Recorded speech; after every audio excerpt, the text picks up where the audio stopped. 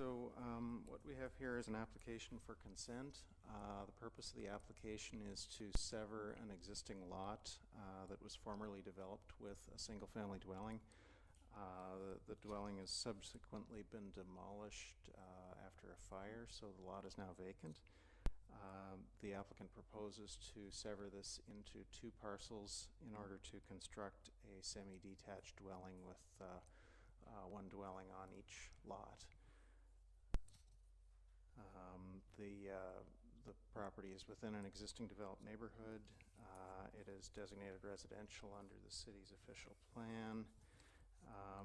The proposed density with the two units on that land would be approximately 23 units per hectare, which still falls under the city's official plan low density cap of 25 units per net hectare.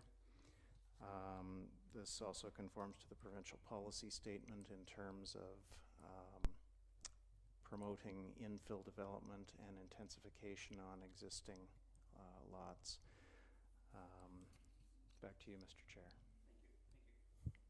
Thank you. Okay. Is the owner, Mr. Royal, here? Do you want to come up and add anything that you would like to the comments?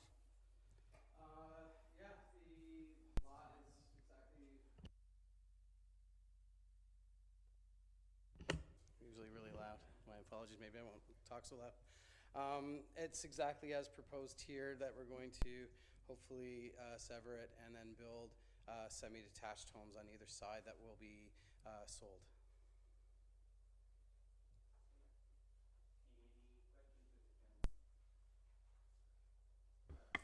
Did you, when you purchased this property, like, did you live in this property for a period, or you No. bought it and then it caught fire, or it caught fire and then you purchased it? So it was a client's. We put it up on the market, and I ended up buying it. And it burnt down before, like it burnt down, and then they decided to sell their lot. So then when they put it up in the market, I decided to purchase it myself after it was on the market for, I don't know, probably like 20 days or so. As the lot, you mean, was on the market? Correct, lot. Right. Yeah, the house was already Gone. Yeah, that's correct. Thank you. Yeah. I have one question. There's no variances asked for in this application. That where the houses are going to be, there's no variances that are going to be applied for? As far as I know, no, I'm not my BCIN, but I do need to do a zoning change. That's correct. There we go. If this gets approved to be so it'll need a zoning change at the, I guess it would be once this happens, then I would have to do that next step. So I guess my question is that the lot is big enough to adequately accommodate a semi-detached building without any variances? As far as I've been told, yes. Okay, thank you. Is that correct? Yeah. Okay. Okay. Anybody else have any questions? I do.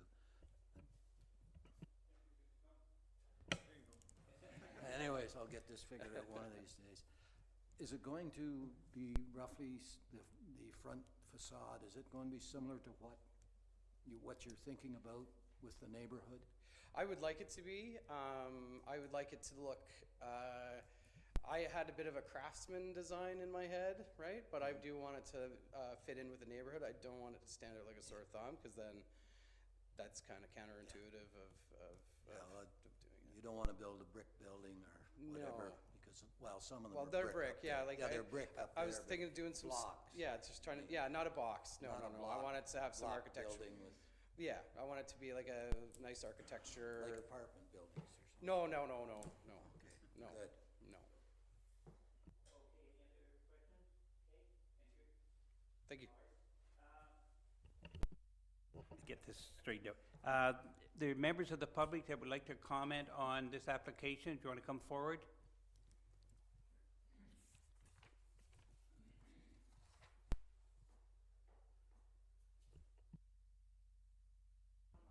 There we are. Hello, everyone. My name is Pat Healy, and I am a neighbor in the community. I've lived on 105 Jackson Avenue for 50 years, I guess now. And it's a great community to have lived in all those years, and continues to be with some changes evolving in the last few years. The main concern, I guess, is that we have an increasing presence of renters in the homes over the last short while, and that is changing the flavor of the street. I have no qualms about renters. They're all great people. But what I do have a concern with is the fact that it's typically absentee landlords. And what has happened is property standards have evolved. Probably should have spoke to this when property standards people were with us. But there are somewhere between 8 and 10 people living across the street from me now in a home that is rented. All good people, but the property standards there change as well as there being several cars. The only reason I'm speaking to that in relation to this matter is that I can't help but suspect that this property will become subsequently a rental property as well. None of us knows that, but I'm speaking to my concern about what typically seems to be happening in our community. And I also realize that there is a policy within the city to increase density, and so that kind of is counterintuitive to some of my comments. But if we could find a better way to deal with it, we've had, I think, about 4+ properties become rental in the last 2 years, 2 to 3 years, along with 2 municipal properties on the same street that has had a continuous concern with property standards for as long as, not for as long as I've been there, but for the last many years. And it's been an uphill battle for me through all those years to address that. Again, not relevant to this property, but it is germane to the general question of property standards being upheld when we have increasing numbers of rentals. Yeah, sorry. So are you saying that you've brought your concerns to property standards and bylaw when you've seen issues arise in your neighborhood? Oh, I do, yes, several times. Okay, because I would like to say as the Committee for Property Standards, none of those have come before us that I have seen. So they're clearly, once the owner is made aware, they're dealing with it and rectifying the issue. Because if they don't, that's when we see them come before us. Well, I mean, I guess that's kind of a separate issue, but I can certainly speak to that if you wanted a quick comment. Okay. The one property in particular everybody knows about at City Hall that is next door to me, and what we get is a minimal compliance, a tidying up, so to speak, but it doesn't look anything like any of the other properties in the neighborhood. And for me, that is what a property standard is, that one property looks something similar, not to mine, because I do too good a job, perhaps, but that's essentially my concern. Okay. Okay? Thank you. Thanks. Just a comment, we have no control over when someone buys a house, whether it's going to be rented or not. So I just wanted to throw that comment out there. Right. Okay. But I guess it's just a matter of putting this on the record so you envision the community's perceptions of it. Okay? Thanks. Thank you. And there was somebody else who wishes to comment? Good day. I'm Rose Walker. I'm also a resident in, we call it the Jacksonville area. The one thing is that I can't see how a duplex can be built on that lot. Like, I don't know, it's going to have to be quite narrow, you know, just for, it would be squeezed right in there. Like, as soon as, that's the only reason why. It is not, I can see there's other lots in the neighborhood that it definitely can fit on. And so I'm just wondering, like, where the parking's going to be. And I don't know if it's a rumor or not, but it was that each unit was going to have a double car garage. I can't even imagine how that could have been happening. I only heard it, I didn't know even any of this information. But the reason why I'm here today is that lot, if any of you've seen it right now, and it was in your neighborhood, you'd be saying, and it's the first one that came in as a duplex, you'd be saying, I have no idea how a duplex is going to fit on that property. It is tight. So that's it. Okay, thank you. And I echoed all of his too. Yeah. Okay. Mr. Royal, do you have a picture of what the buildings look like, or have you got to that point yet? We haven't really gotten to that point yet. There's a few designs kind of going back and forth. I actually have a meeting next Yeah, come up, yeah. We have a meeting next week to kind of go over some different designs.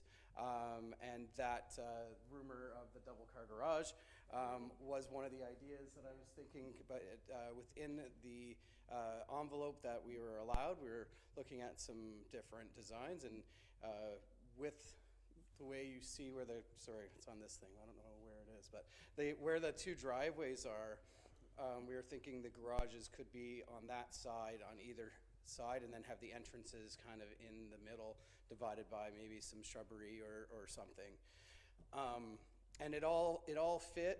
The units could be 30 feet wide on each side. They even said it could be 70 feet deep. I don't think we need to go that deep. I'm also playing with maybe making it again, this is all rumor right now. I don't know exactly what's going to end up, but could be 2 stories, maybe 1 story, depends on what looks best on that lot. And to also address the other concern. The purpose is hopefully to be able to sell the house to homeowners, maybe someone that's trying to get into the market, so that it's not, my intention in design is not to create an apartment, up, down, side, or duplex.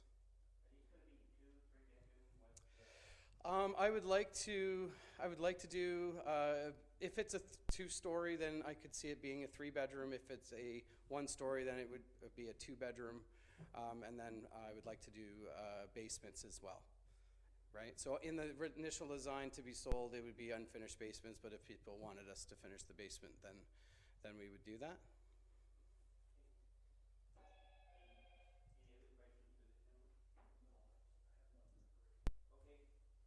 Yep. Don't we leave this on? Okay. What is the number of cars that can be parked on a particular unit? Like this gentleman, I live down on Hartwood and I walk up Gilbert, and sometimes there's as much as 5 cars parked on the grass. And they are rentals, I know they are. And that's something that I wonder, is there a number, and who enforces the number? It's a very good question. So through the chair, there are a number of different factors that apply to that. There's not a specific number of cars that you can park, but there is a limit on how big your driveway can be. So in a residential zone, you're allowed a driveway that is up to 6 meters wide. And then if you have a lot with much larger frontage, you can expand your driveway to still be up to 50% of your lot frontage. So that essentially guarantees everybody can have a double-car driveway. That being said, if you park on the lawn, that becomes a property standards issue. You have to park on a properly surfaced driveway. So parking not on a driveway leaves you open to property standards complaints and orders of violations and things like that. I guess another consideration is if a house is built with a second unit, all of a sudden that tends to limit driveways beyond that 6 meters, because all of a sudden you have to have 40% of your front lawn as landscaped area. So then that could push you to a smaller driveway and further limit parking. So really it's a balance from a number of different bylaws that kind of gives that answer. Yeah, it's very evident up in that area, and I don't know whether it is in the rest of the city, but we seem to be getting people parking on their lawns or on the street, and up in this particular street, a person has put 2 cans and a great big plank to keep them from parking in front of their house because they were parking on their lawns. I don't know, so it's property standards. Thank you, I guess that's what I really wanted to know. Yeah, if there's an issue with those things, there's a complaint form Yeah. that you can submit, and Yeah, it's- that is an issue all the way across the city. It's not just in It seems- Parkdale or whatever. Like at the end of my street, there's a house that has probably 5 cars on, it's in the driveway, they're not on the lawn, but they're in the driveway, you know it's a rental, and there's how many people are living in there. I think there's a limit on, Greg, isn't there 5 unrelated people that can live in a house? Isn't there a limit on? If it's zoned, it has to be zoned. Well, for, oh, sorry. Mine, yep, there we are. Seems like your mic overrides. Through the chair, yes, it is, under our current bylaw, family is defined for the purposes of a dwelling unit or a single-family dwelling. They define family, and one of the things that fits the definition of a family is up to 5 unrelated persons who are living together in a dwelling unit. There's some question on how enforceable that is given the limitations on people zoning, but it's something that's been in our bylaw for 30 years, so that is what it says.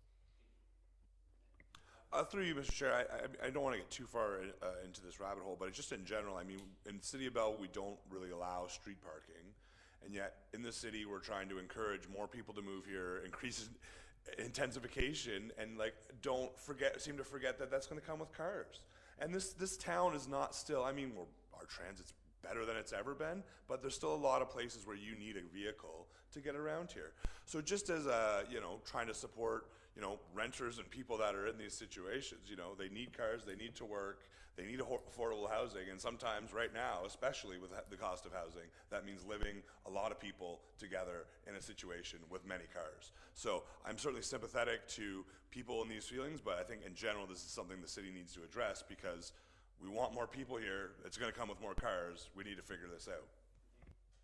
Hey, just one comment. We're getting off track here. We're here today to decide whether we're going to sever this lot. We got off on track, and there were some good comments, I know, but I think we need to get back on track here and decide, does this meet all the requirements that we have to abide by in order to allow this lot to be severed or not? And that's where we got to get back to that and make a decision. I would motion to approve and support the request. Yeah. All in favor? Thank you.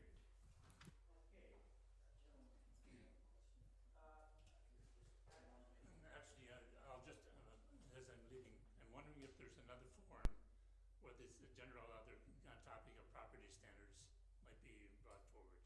Well, there's a form on the website for that you can fill out to voice your concerns as to what the property standards issue is, and then you submit it to the building. Yeah, I understand that, but if you've lived someplace for 50 years and you've done this many, many, many times and you don't see a change, you wonder if there's something else you need to do. Right. Right.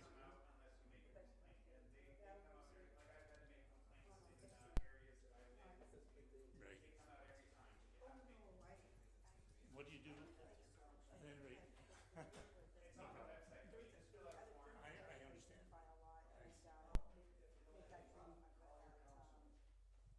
Okay, we'll do that. Thanks.